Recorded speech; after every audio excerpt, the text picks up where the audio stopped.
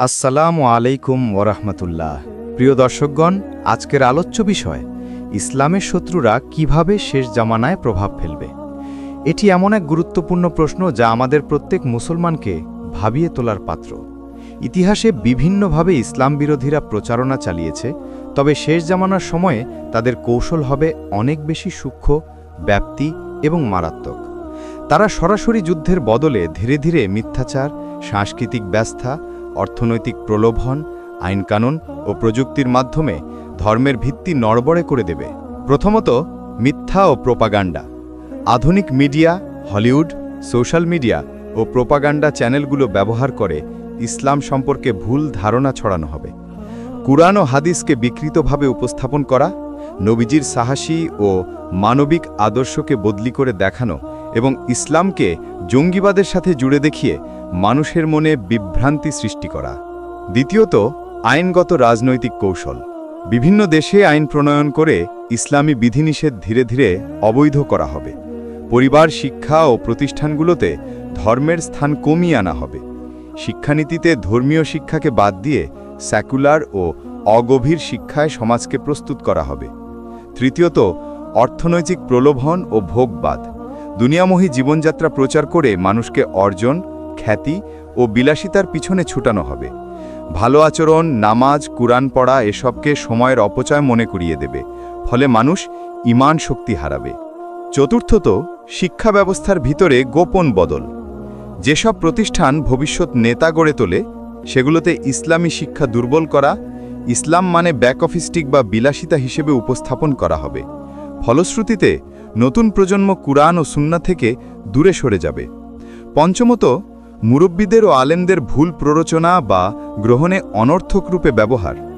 কিছু আলেম নেতাকে অর্থ ও সম্মানের বিনিময়ে মাপে তালে প্রভাবিত করা হবে, যাতে তারা ধর্মকে অনৈতিকভাবে ব্যাখ্যা করে মুসলমান সমাজকে বিভক্ত করে।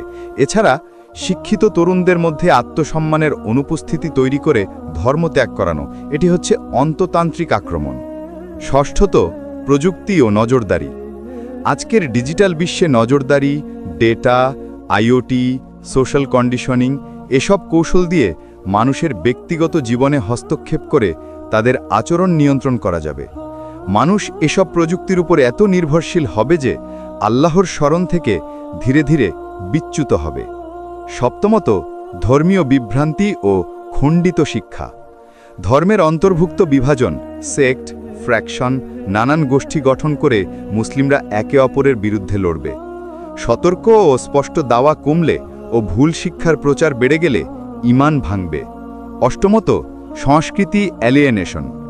পোশাক, নাচগান, যৌন উন্মুক্ততা, অশ্লীল বিনোদন ইত্যাদি দিয়ে সমাজকে ধর্মবর্জিত করা, যাতে পর্দা, শালীনতা, পারিবারিক মর্যাদা ধসে পড়ে। নবমত, আন্তর্জাতিক ষড়যন্ত্র। রাজনৈতিক কূটকৌশল, যুদ্ধ, অর্থনৈতিক অবরোধ ও কৌশলে মুসলিম দেশের ভিতর অসন্তোষ সৃষ্টির মাধ্যমে ইসলামকে দুর্বল করা হবে। দুর্যোগে মানুষ ধর্মকে তুচ্ছ মনে করবে। দশমত, দাজ্জালীয় ফিতনা ও ছদ্ম অলৌকিকতায় প্রতিঘাত। হাদিস অনুযায়ী দাজ্জালের মতো প্রতারকও বিশাল প্রভাব ফেলবে। মানুষ তার তাকলিফমুক্ত অলৌকিক প্রদর্শন দেখে বিভ্রান্ত হবে। প্রযুক্তি ও ভুয়া চমৎকার প্রদর্শনী দিয়ে অনেকে তার কাছে ঝুঁকবে। কিন্তু এই সমস্ত আক্রমণ মোকাবেলায় আমাদের করণীয় স্পষ্ট। প্রথমত, কুরআন হাদিসের জ্ঞান অর্জন ও ব্যক্তিগত ঈমান মজবুত করা। কেবল আচ্ছা জ্ঞান নয়, গভীর ও প্রাঞ্জল বোধগম্যতা অর্জন করা অত্যাবশ্যক। দ্বিতীয়ত, ঐক্য বজায় রাখা। মাঙ্গলিক বিভেদ দূর করে মিলেমিশে কাজ করলে শত্রু বিভজিত হয়। তৃতীয়ত, আধুনিক প্রযুক্তিকে সঠিকভাবে ব্যবহার করা। ইসলামী দাওয়া, শিক্ষা, কুরআন টিউটোরিয়াল, অনলাইন মাদ্রাসা ইত্যাদি প্রযুক্তি পথে ছড়িয়ে দেওয়া যায়। চতুর্থত, তরুণদের জন্য শক্তিশালী ইসলামী নিমন্ত্রণ। স্কুল, কলেজে ইসলামী ক্লাব সঠিক নৈতিক শিক্ষা প্রদান করে প্রজন্মকে শক্ত করা। পঞ্চমত, সমাজ কল্যাণ। গরিবকে সাহায্য, সামাজিক সুবিচার ও ন্যায় প্রতিষ্ঠায় গুরুত্ব দিলে ধর্মে মানুষের আকর্ষণ বৃদ্ধি পাবে। ষষ্ঠত, ব্যক্তিগত আমল। নামাজ কায়েম, কুরআন পাঠ, কালেমা জ্ঞান ও নেক কাজের অভ্যাস ধরে রাখতে হবে, কারণ ব্যক্তিগত ঈমানই সর্বশেষ রক্ষা কবচ। এবং সর্বশেষ, দোয়া ও তাওবা। আল্লাহর সাহায্য চেয়ে কাজে নামা। ইতিহাসে বহুবার শত্রু চেষ্টা করেছিল, কিন্তু ইসলামের শক্তি ছিল তার স্বপাখী নৈতিক ও আধ্যাত্মিক ভিত্তি। শেষ জামানায়ও সেই শক্তি যদি আমরা ধরে রাখতে পারি, শত্রুর সব ষড়যন্ত্র ব্যর্থ হবে।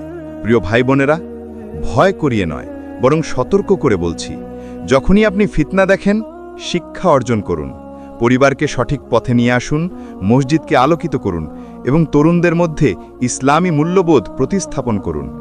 আল্লাহ আমাদেরকে হেদায়েত দিন, শত্রুদের ফিতনা থেকে রক্ষা করুন এবং আমাদেরকে সিয়ামের আলোয় জাগিয়ে রাখুন। আমিন। যদি আপনি এই ভিডিওটি থেকে কিছু শিখে থাকেন, তাহলে লাইক দিন, মন্তব্য করুন এবং ফাইনাল আওয়ার কল চ্যানেলটি এখনই সাবস্ক্রাইব করুন, যাতে পরবর্তী ইসলামী গভীর আলোচনাগুলো পেয়ে যান। আল্লাহ আপনাদের সবাইকে হেদায়েত দান করুন।